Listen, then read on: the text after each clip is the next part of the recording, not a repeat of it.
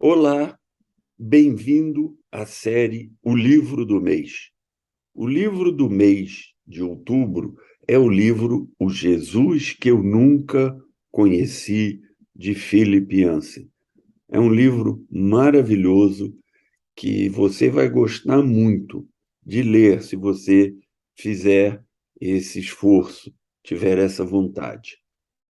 A partir de agora, eu vou fazer um breve vídeo sobre o que é o livro, o que o autor pretende com esse livro e o resultado que ele obteve dos seus esforços. O livro O Jesus que eu nunca conheci já foi editado em português várias vezes. É um livro bastante popular no Brasil e vendeu muito, especialmente na virada do século XX para o século XXI. Aqui estão as capas das 3 edições que eu conheço do livro no nosso país. Então, se você encontrar alguma delas, num sebo, etc., pode comprar. É fácil comprar esse livro usado, custa 20 e poucos reais, eu já olhei na internet aí, então não é difícil de você ter acesso ao livro, e é um livro que vale a pena você ter na sua biblioteca, que vale a pena você estudar. O Jesus Cristo que eu nunca conheci, de Philip Yancey. Esse livro foi publicado em 1995 e, no ano seguinte, ele foi premiado como um dos livros cristãos mais importantes do ano. Fez um impacto enorme no mundo cristão quando ele saiu. Em 98, ele foi traduzido para o português pela primeira vez. O objetivo de Philip Yancey com esse livro é analisar e entender a figura de Jesus com base na Bíblia, deixando de lado preconceitos pessoais. Todos nós temos preconceitos, e esses preconceitos atrapalham a nossa leitura, porque a leitura deixa de ser objetiva, ela passa a ser uma leitura subjetiva. Por exemplo, os autores europeus da Idade Média e pouco adiante sempre viram Jesus como um homem louro com cara de europeu. Isso é um preconceito. Você faz Jesus ser parecido com você mesmo, com aquilo que você vê no seu entorno. E aí, ao você não entender que Jesus era um judeu que viveu na Palestina na época da dominação romana, e, portanto, foi influenciado por tudo que estava acontecendo no seu entorno e pela cultura na onde ele estava imerso, você não vai entender Jesus direito, você não vai entender certas falas de Jesus. E é exatamente isso que o autor tenta fazer, tirar essas camadas de preconceitos, de ideias que estão presentes antes da gente começar a fazer o estudo, para tentar chegar no Jesus Cristo que a Bíblia realmente nos mostra, porque esse é o Jesus real. Outra coisa que ele comenta, que eu acho que é muito importante, é que nós sabemos menos sobre Jesus do que imaginamos saber. E nós precisamos conhecê-lo melhor. Jesus é uma personalidade muito mais interessante e complexa do que a gente consegue imaginar, do que a gente consegue perceber. Porque a gente não costuma fazer um estudo de Jesus, a gente costuma estudar o que ele ensinou e o que ele fez. Mas nós precisamos também entender Jesus. Está aí o título do livro, o Jesus Cristo que você nunca conheceu, que você nunca estudou, que você nunca viu. O livro é dividido em 3 partes: quem ele era, por que ele veio e o que ele deixou para trás, quer dizer, o legado dele. A narrativa do livro é cronológica, então ele começa com o nascimento e vai até o final, que é a sua morte e a sua ressurreição. Ele segue uma cronologia, a cronologia dos evangelhos, que facilita o nosso entendimento e o nosso estudo. Quem ele era, portanto, trata do nascimento e dos anos de formação. Porque ele veio, analisa os milagres, sua missão e sua morte e ressurreição. E a terceira parte é o que ele deixou de legado. E examina como Jesus vem sendo lembrado hoje, em comparação com aquilo que Jesus de fato fez e de fato foi. E Yancey faz algumas observações muito relevantes. Eu queria fazer um breve resumo de coisas que ele diz ao longo do livro. Ele compara, por exemplo, os presépios e outros símbolos do Natal com os relatos da Bíblia sobre o nascimento de Jesus. E mostra claramente que a gente tem uma visão adocicada, uma visão higienizada, uma visão que é mais bonita do que a realidade. A gente esquece que Jesus nasceu numa estrebaria, ou seja, num curral. Pensa o que é alguém ter um filho num curral e botar o filho que nasceu para ficar deitado num coxo, onde os animais comem. Imaginem a sujeira, imaginem o mau cheiro. É assim que Jesus veio ao mundo. E não é assim que nós vemos o Natal. O Natal é cheio de luzes coloridas, é bonito, cantigas, e isso faz com que a gente perca um pouco a tensão da situação em que Jesus chegou ao mundo. Ele avalia também o impacto da gravidez de Maria. Maria aparece grávida, ainda virgem e solteira, ela era noiva, mas não estava casada com José, e aí é um impacto numa sociedade daquela. Você imagina uma menina no interior do Brasil, sei lá, 50, 70 anos atrás, que chegasse para o pai e dissesse: pai, eu estou grávida. E foi o Espírito Santo, não fiz nada. Imagina, o pai ia acreditar? Não. O pai a expulsaria de casa, seria um escândalo, etc. Naquela época era muito pior, porque a mulher estava sujeita a apedrejamento por ser infiel. Então, ele também discute toda esta questão. Outra questão que ele discute em profundidade é o contraste entre aquilo que os judeus esperavam de um Messias. Jesus é o Messias, é o Cristo. Os judeus esperavam um Messias, mas esperavam um Messias libertador, um Messias que viesse a fazer guerra aos romanos, comandar uma revolução e libertar os judeus do jugo terrível que os romanos impunham sobre a Palestina.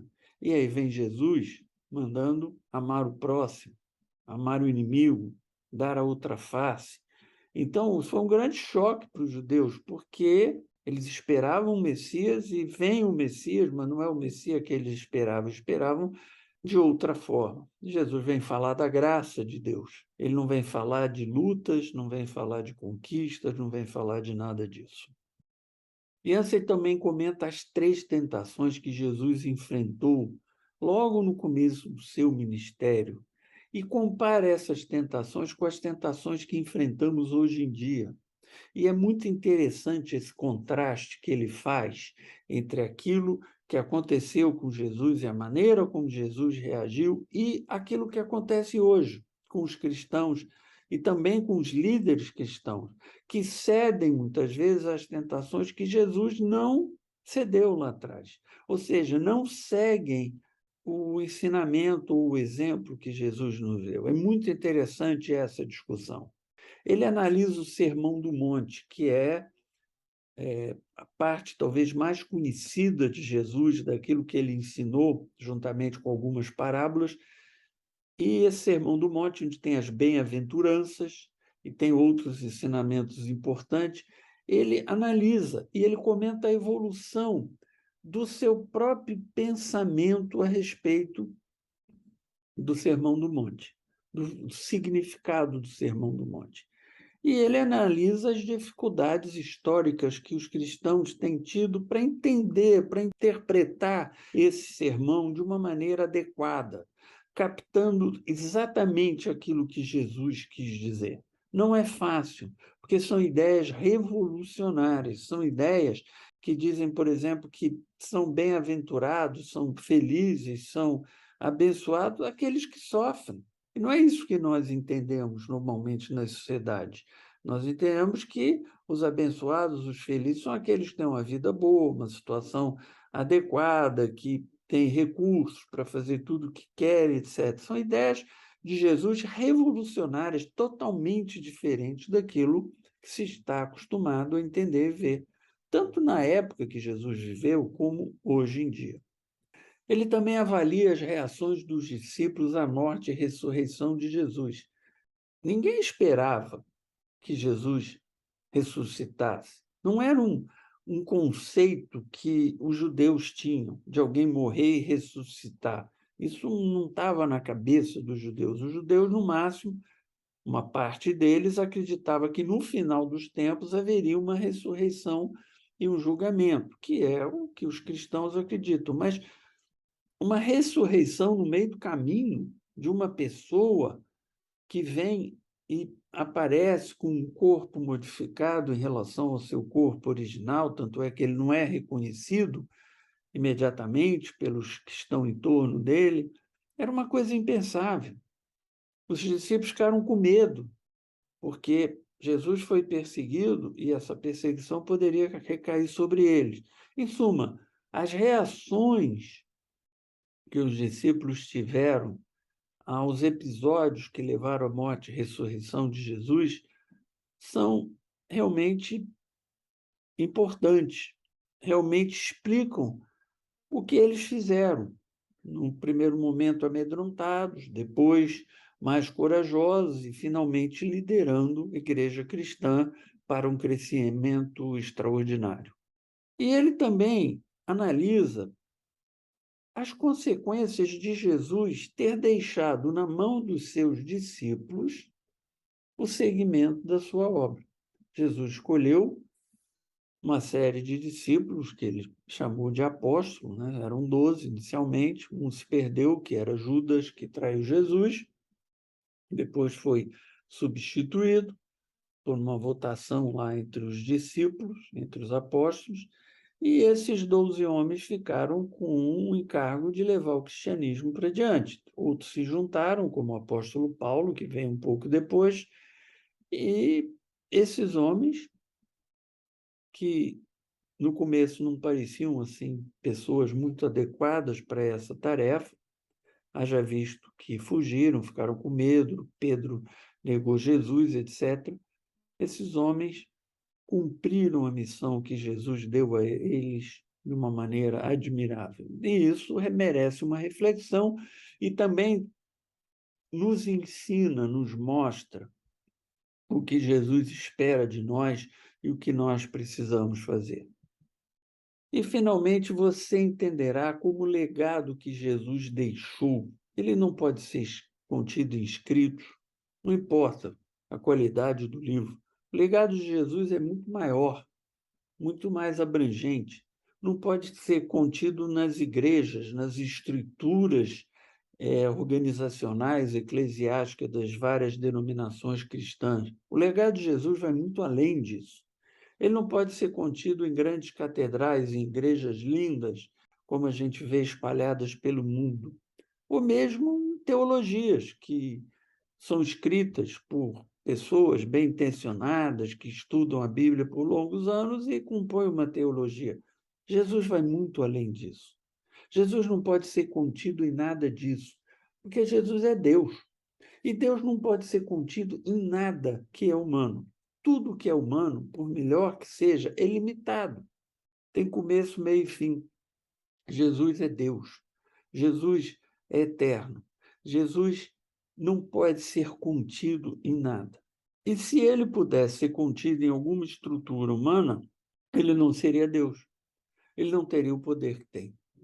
Então, a gente se ilude, às vezes, quando a gente acha que a gente constrói, por exemplo, uma teologia e que Jesus vai ficar contido ali dentro daqueles ensinamentos, daqueles estudos que a gente faz. Não, não vai. Jesus é muito maior do que aquilo. Isso é um pensamento importante que Philip Yancey faz. E Philip Yancey conclui o seu estudo, seu livro, dizendo que o legado real de Jesus é o amor, é a preocupação extrema com cada ser humano. E foi por isso que ele veio ao mundo e morreu por nós. Esse é o grande legado. É isso que, no final, o autor do livro tenta passar. Se você conseguir entender e captar isso, terá valido a pena ler esse livro. É isso que eu tinha para falar sobre esse livro maravilhoso. Você pode lê-lo E se você quiser, você pode participar do nosso Clube do Livro, onde estamos estudando em detalhe este livro. São 8 aulas especiais com material adicional, com perguntas, temos um grupo de discussão e debate no WhatsApp. Enfim, você pode ter companhia para fazer esse estudo, essa leitura, que vai certamente te ajudar a tirar muito mais proveito daquilo que você vier a ler. Nos procure no Hotmart, que estamos lá. Eu vou deixar aqui o link para você poder nos encontrar o clube de leitura naquela plataforma, se você tiver esse desejo. Se você gostou desse vídeo, dê o seu like, siga os nossos canais, indique para amigos, indique para familiares, porque o nosso objetivo é única e exclusivamente divulgar o Evangelho de Jesus Cristo. E que Deus abençoe a sua vida, que Ele ilumine os seus caminhos e que Ele te dê a paz. Tchau, tchau.